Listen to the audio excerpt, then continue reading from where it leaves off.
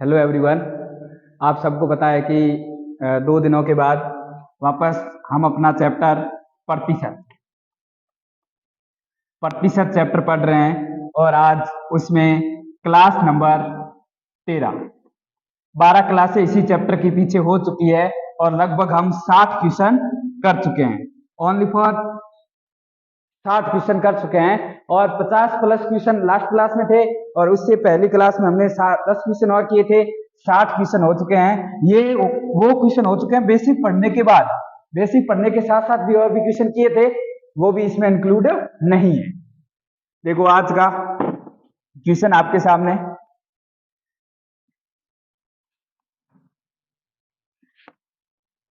देखो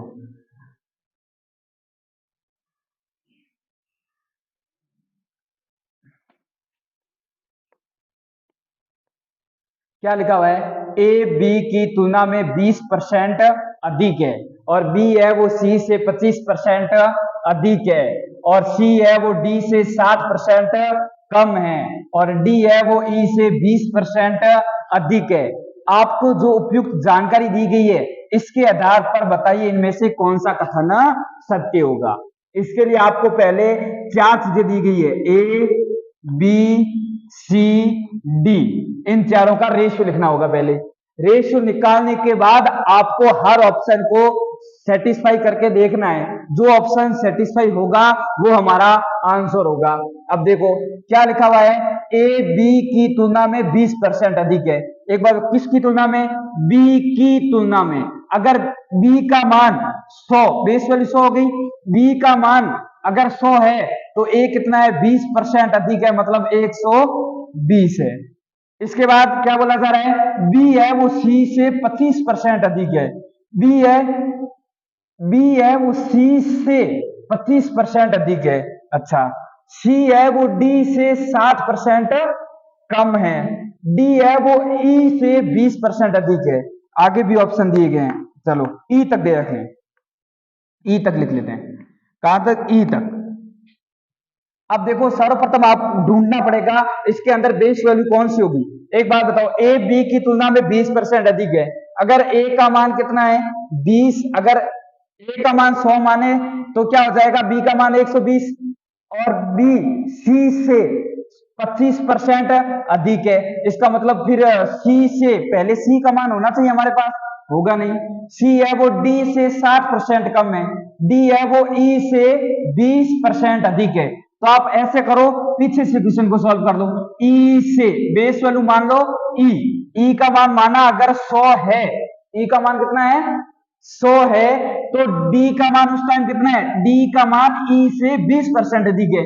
100 में 20% अधिक का मतलब 120 हो गया। इसके बाद क्या बोला जा रहा है, सी है वो डी से 60% कम है।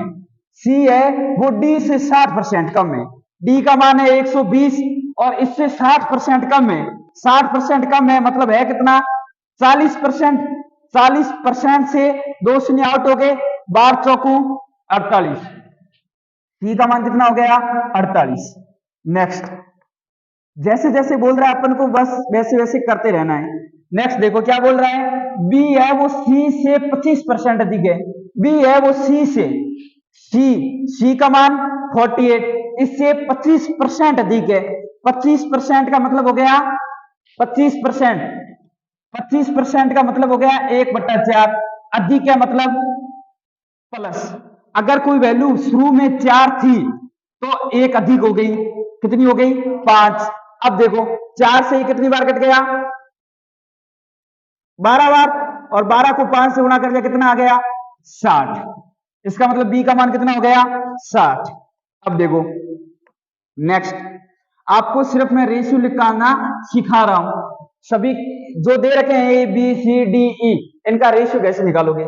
अब देखो फिर क्या बोल रहा है, ए है वो बी की तुलना में 20% अधिक है। बी की तुलना में, बी का मान कितना है, बी का मान है 60, इससे 20% अधिक है। इससे कितना है, 20% अधिक है। अगर 20% अधिक है तो है कितना, 120%। 20% अधिक का मतलब क्या हो गया, 120%। अगर कोई वैल्यू 30% अधिक है, इसका मतलब वैल्यू कितनी होगी 130%। अगर कोई वैल्यू 25% अधिक है, इसका मतलब वैल्यू कितनी होगी 125%। अब देखो इसी प्रकार 120% से 2 शून्य आउट, बार छंग 72, इसका मतलब ए का मान कितना हो गया 72। ये हमने लिख लिया ratio A B C D E का रेशियो लिख लिया। अब देखो क्या बोला, जैसा बोल रहा है वैसा करो। D is 60% less than B, इसका मतलब क्या हो गया कि बी से डी है वो 60% लेस है। किससे बी से, बी को पकड़ो, बी का मान कितना 60, इससे 60% लेस। 60% लेस का मतलब 60% कम। अगर 60% कोई चीज कम है तो वो है कितनी 40%। 60% कोई चीज कम है तो वो पीछे कितनी बची 40%। परसेंट से 2 शून्य आउट, 6 चौक 24, इसका मतलब डी है वो 24 होना चाहिए। क्या हमारा डी 24 है? नहीं है, इस कारण ऑप्शन नंबर ए तो होगा नहीं। ऑप्शन नंबर बी चेक करो, ऑप्शन नंबर बी देखो क्या बोला जा रहा है, ई है वो 28% मोर देन है ए से। ए को पकड़ो, ए का मान कितना 72 और इससे कितना अधिक है 28%। एक बात बताओ 28% की फ्रैक्शन कैसे लिखोगे? आप सबको पता है कि 4% का मान कितना होता है 1/25। 4 को किससे गुणा करूं 7 से, दोनों साइड 7 से गुणा कर दो तो कितना हो जाएगा 7/25। अब देखो क्या है अधिक है, मोर देन का मतलब होता है अधिक, अधिक का मतलब हो गया प्लस। अगर कोई चीज शुरू में 25 थी तो वो कितनी हो गई 25 में 7 जोड़ेंगे, 25 और 7 कितने हो गए 32। इसका मतलब ई का मान ऐसा कुछ आना चाहिए, पॉइंट में आएगा। हमारा ई का मान तो 100 आ रहा है, इसका मतलब ये भी ऑप्शन होगा नहीं। नेक्स्ट ऑप्शन चेक करो, नेक्स्ट ऑप्शन देखो इसके बाद ऑप्शन नंबर सी को देखो, A is 40% less than D, D से 40% कम है ए डी से। अगर डी का मान है 120 और इससे 40% कम है, अगर कोई चीज 40% कम है तो वो है कितनी 60%। अरे कोई चीज अगर 40% कम है तो पीछे कितनी बची 60%। इसका मतलब ए है वो इतना होना चाहिए। प्रतिशत से 2 शून्य आउट, बार छंग 72, क्या ए का मान 72 है? यस, इस कारण ऑप्शन नंबर कौन सा होगा ऑप्शन नंबर सी, डी तो अपने आप ही नहीं होगा। इस प्रकार आपको ये क्वेश्चन सॉल्व करना है। अब आपको ये इतना कर करके नहीं देखना है, दिमाग के अंदर कर सकते हो, छोटी सी कैलकुलेशन है। 120 का 60% बेहतर होता है, अपन सबको पता है। अब देखो नेक्स्ट,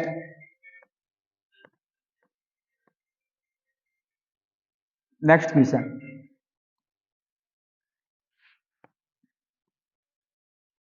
ये सब कम ज्यादा वाले ही है क्वेश्चन, जो मैंने आपको पहली दूसरी क्लास में बोला था कि ऐसे क्वेश्चन हम आगे बहुत सारे करेंगे, वो सेम ही है। अब देखो इसी क्वेश्चन को पढ़ो वापस। ए है वो बी से 20% कम है, सी है वो डी से 30% अधिक है, डी है वो ए से 25% कम है। तो बताओ इनमें से कौन सा कथन वो क्या है सत्य है, तो अपन को ये ढूंढना है। अब पहले रेशियो लिखना पड़ेगा। पहले बताओ ए है वो बी से 20% कम है, ठीक है। सी है वो डी से 30% अधिक है, ठीक है। डी है वो ए से 25% कम है। इसका मतलब आपके पास कितने ए बी सी डी। आपको सर्वप्रथम इस प्रकार के क्वेश्चनों को सॉल्व करने के लिए ये सोचना है कि मैं मानूं किसको। अब देखो मानने का तरीका सिखाता हूं। एक बात बताओ, अगर मैं यहाँ डी को मान लू 100, अगर डी को 100 मान ले तो ए बी से 20% कम है, फिर ये सूत्र तो लगेगा ही नहीं है। फिर डी है वो खुद ए से 25% कम है, डी है वो ए से 25% कम है, हम तो डी को ही पहले 100 मान रहे। ऐसा नहीं करना है, आपको सर्वप्रथम ढूंढना है कि हम इनमें से किसको 100 माने, या फ्रैक्शन दे रखी हो तब फ्रैक्शन में किसको पहले बेस वैल्यू माने, ये आपको सर्वप्रथम इस प्रकार के क्वेश्चनों में ढूंढना पड़ेगा खुद। अब देखो कैसे मानोगे, ए बी से, किससे बी से। अगर बी का मान 100 है उस टाइम ए का मान कितना है 20% कम। 20% कम का मतलब कितना 80 है, एकदम सिंपल, ठीक। सी है वो डी से 30% अधिक है, अभी तो हम सी है वो डी से, डी का मान तो है ही नहीं हमारे पास, तो अभी इसको नहीं करेंगे, बाद में देखेंगे। डी है वो ए से, किससे, ए से कितना कम है, 25% कम है। 25% का मतलब 1/4, 25% का मतलब 1/4। अगर कम है तो ये कम हो जाएगा, अगर कोई वैल्यू शुरू में 4 थी, उसमें से एक कम हो गई तो पीछे कितनी बची, 3 बची, तो इसका मतलब डी का मान कितना आएगा, 4 से ये कितनी बार कट गया, 20 बार, 20 को 3 से गुणा किया 60। डी है वो ए से कितना कम है, 25% कम है। समझ आ गई बात। अब ये देख लो, सी है वो डी से 30% अधिक है, सी है वो डी से, किससे, डी से कितना अधिक है, 30% अधिक है। 30% अधिक का मतलब 130%। अरे अधिक का मतलब 100 में जोड़ना, कम का मतलब 100 में से घटाना, नॉर्मल। परसेंट से 2 शून्य आउट, 13 छक्का कितना होता है, 78। कितना होता है, 13 छक्का कितना होता है, 78। अब देखो इसका मतलब सी का मान कितना आ गया, 78, 78। देखो आगे नेक्स्ट, हमें क्या करना था, इन सब का रेशियो लिखना था, वो हमने लिख लिया। अब आपको ये खुद रेशियो जल्दी जल्दी से लिख लोगे, चाहे रफ कॉपी में कर करके लिखो, चाहे खुद के दिमाग से लिखो, अपन को रेशियो लिख लेना सबका। अब रेशियो लिख लिया, अब इसके बाद क्या करना है, ध्यान से सुनो। अब क्वेश्चन सरल हो गया। अब ऑप्शन को उठाओ। ऑप्शन पहला क्या बोल रहा है, पहला ऑप्शन बोल रहा है कि अगर b बराबर 0.39 को अगर मैं c से गुणा करूं तो आपको ये दोनों वैल्यू बराबर मिलेगी। b का मान कितना है, 100। b का मान कितना है, इसको गुणा करनी है c से, c का मान कितना है, 78। 78 को इससे गुणा करूंगा तो कभी 100 तो आने वाला है ही नहीं, इसका मतलब ऑप्शन नंबर ए तो होगा ही नहीं। ऑप्शन नंबर बी पर आओ। ऑप्शन नंबर बी क्या बोल रहा है आपके सामने, बस सेटिस्फाई करते रहो, हमारे पास सबके मान है। बी क्या बोल रहा है कि सी कितना है, 78। सी कितना है, 78 बराबर किसके होना चाहिए, 0.78 गुणा बी। बी का मान कितना है, 100। पॉइंट से 2 शून्य, 100 से 100 कट गया, 78 बराबर 78। इसका मतलब ऑप्शन नंबर कौन सा होगा, बी होगा। आगे ना तो आपको सी चेक करना है, ना ही आपको डी चेक करना है, एक ही ऑप्शन सही होगा, दो तो होंगे नहीं। समझ आ गई बात। देखो एकदम नॉर्मल क्वेश्चन है कि आपको बोला गया है पहले ए है वो बी से 20% कम है, सी है वो डी से 30% अधिक है, डी है वो ए से 25% कम है, तो बताओ इसमें से कौन सा कथन सत्य होगा। आपको क्या करना है, ए बी सी डी का रेशियो लिखना है। अब एक बात बता देता हूं, रेशियो तो हर कोई लिख लेगा, बट हर किसी के बस की बात नहीं है कि वो ढूंढ ले पहले मानू किसको मैं 100। कोई मानेगा डी को, फिर कहेगा अब सेटिस्फाई नहीं हो रही, कोई मान लेगा सी को। वो सबसे बड़ी बात है, आपको ढूंढना पड़ेगा कि पहले 100 किसको मानू मैं, ताकि सभी रेशियो आसानी से निकल जाए। समझ आ गई बात। इसलिए आपको अगर क्वेश्चन को एक बार पढ़ने से समझ नहीं आया तो एक बार और पढ़ लो, फिर नहीं समझ आया तो एक बार और पढ़ लो, फिर आपको पता चल ही जाएगा कि मैं 100 किसको मानू, बेस वैल्यू किसको मानू। आपको ऐसी बेस वैल्यू माननी है जिसको बेस मानकर अन्य सभी रेशियो निकाले जा सकते हैं। समझ आ गया। अगर डी को मैंने 100 मान लिया होता यहां, तो आप ये बताओ कि डी है वो खुद ए से 25% कम है। वो बोल रहा है कि डी है वो ए से 25% कम है, डी है वो ए से, ए का मान तो हमारे पास है ही नहीं, तो किससे तुलना करते फिर। समझ आ गया। इस प्रकार आपको ध्यान रखे, ये सोचना है कि मैं पहले मानू किसको 100। अगर ये गलत कर दिया ना तो फिर प्रॉब्लम हो जाएगी आपको। नेक्स्ट क्वेश्चन देखो, इसी प्रकार के क्वेश्चन है सेम।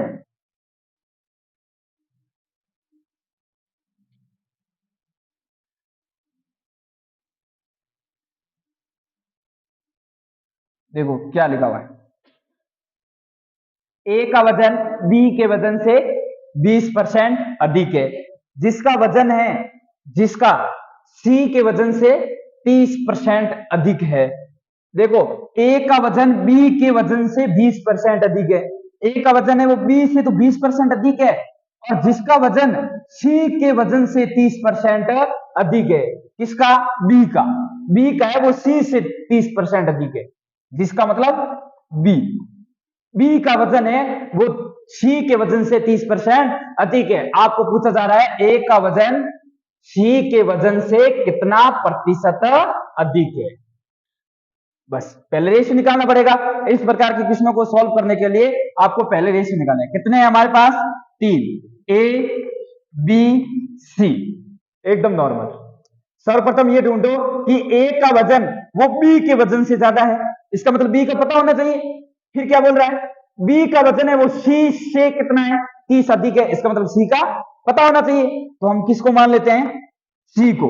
अगर सी का वजन 100 है उस टाइम बी का वजन सी के वजन से 30 अधिक है, 30% अधिक है, मतलब 130 है। और ए का वजन है वो बी के वजन से 20% अधिक है। कितना अधिक है? 20%। ए का वजन बी के वजन से, बी का वजन कितना है? 130, इसके वजन से कितना अधिक है? 20% अधिक है। 20% अधिक का मतलब 120%, 20% अधिक का मतलब 120%। प्रतिशत से 2 शून्य आउट। 12 गुणा 13, 12 गुणा 13 कितना होता है? 12 गुणा 13 कितना होता है? 156 होता है। गुणा करके देखो क्या 156 होता है 12 गुणा 13?